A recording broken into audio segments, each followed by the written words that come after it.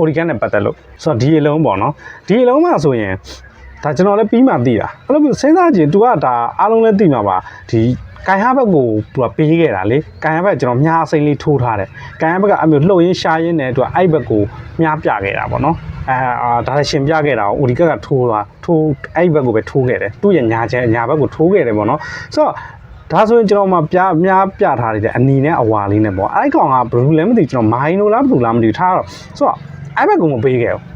စဉ်းစားလာကြည့်အောင်အမေပုံထဲမှာတေချာတာကြည့်တော့ဆိုတော့ပထမအကွက်ထဲကပုံကဒါသူဘောလုံးကိုကယ်ရီလုပ်နေတဲ့ပုံ Origan ကလေဆိုတော့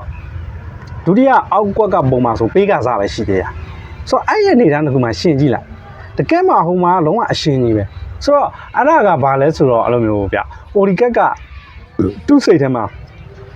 ရော့ကရပဲရှိတော့လား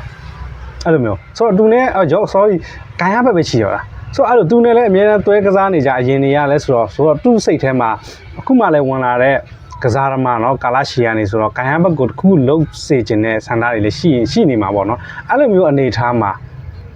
तू ကဟိုဘက်ကလူကိုမမြင်တော့ဘူးဗျာတကယ်ကိုသူ့ရဲ့ဟိုတဲ့ဘယ်ချမ်းကလူကိုလုံးမမြင်တော့ဘယ်လည်းကိုင်ဟဘက်ကိုပေးခဲ့တာအဲ့ပုံမှာဆိုလဲဒါအလုံးမှာဆိုလဲကိုင်ဟဘက်ကတကယ်ကောင်းတယ်ဟိုသူ့ရွှေရှားမှုတွေတကယ်ကောင်းနေတယ်ဒါပေမဲ့ဟိုကျွန်တော်အထင်ပေါ့နော်ဒီအဲ့ကိုင်ဟဘက်ရဲ့အရွေးက तू ကဆွဲခေါ်သွားတာသူ့ကိုဘောလုံးပေးဖို့ဆိုတာထက်နောက်ခံလူတွေကိုဆွဲခေါ်တဲ့ရွှေရှားမှုမျိုးပဲဆိုတော့အဲ့ဒါကိုဟိုကျွန်တော်တို့ဒီFacebook မှာဒီဘရိုတယောက်ကတော့မှန်ထားတယ်ပေါ့နော်ဆိုတော့သူပြောမှပို့ပြီးတော့ကျွန်တော်ပို့အမှတ်ရသွားတာပေါ့နော်ဒါလေးလည်းထည့်ပြောခြင်းတယ်ဆိုတော့အဲ့ဒါမျိုးဗျာ Origan ကဆိုတော့ကျွန်တော်တို့အရင်ခါတွေမှာလည်းပြောခဲ့ကြတယ်လေနော် Origan ကစာကာနဲ့ပဲတွဲတယ်ဒီမှာယောဂကိုမပေးဘူးဆိုတာမျိုးတွေကျွန်တော်တို့အရင်မှာဖြစ်ခဲ့ပြီးအခုဒီအလုံးမှာကြည့်တဲ့အခါမှာအရင်ကပြောခဲ့တဲ့ဒါယောဂကိုမပေးဘူးစာကာနဲ့ပဲတွဲတယ်ဆိုတာကပို့ပြီးမှန်တယ်လို့ပြောလို့ရတယ်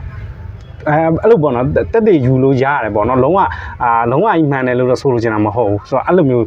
ဒါကြည့်ပြီးပြောလို့ရတယ်ပေါ့အဲ့လိုမျိုးတွေဗျကာရီကျတော့ကစားသမားတွေကအဲ့လိုပဲသူတို့နဲ့အမြဲတမ်းတွဲကစားနေတဲ့ကစားသမားကိုသူတို့ခေါင်းထဲမှာအမြဲတမ်းအပြည့်ရှိနေပြီးတော့မတိစိတ်ကပေါ့နော်သူတို့စီကိုပဲရောက်နေပြီးတော့သူတို့ကိုပဲပေးဖို့ကြည်နေတာပေါ့နော်အဲ့လိုမျိုးပေါ့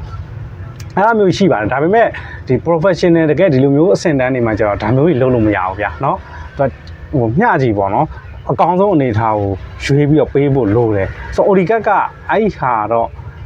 သူပြင်ရအောင်မယ်ဘာလို့ဆိုသူ့ရဲ့အရင်ကစားသမားတွေကိုသူဆွဲနေတာပေါ့နော်ဆိုတော့ဒါကဟိုကျွန်တော်ဆိုလိုချင်တာကအပြစ်ကြီးအရန်ကြီး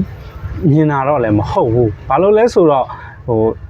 ဒါမျိုးတွေကဖြစ်တတ်တယ်ဗျာပြီးရင် तू ကတမင်တက်ကြီးမြင်တန်းနဲ့เนาะဟိုတမင်ဖယ်ထုတ်ပြီးတော့မပေးတာမျိုးလည်းမဟုတ်ဘူးတော့ဆိုကလုံးဝမအရှင်ကြီးဆိုတော့အဲ့ဒါကို तू ကကိုင်ဟဘက်ကိုပဲမြင်ပြီးကိုင်ဟဘက်ကိုပဲပေးခဲ့တာဆိုတော့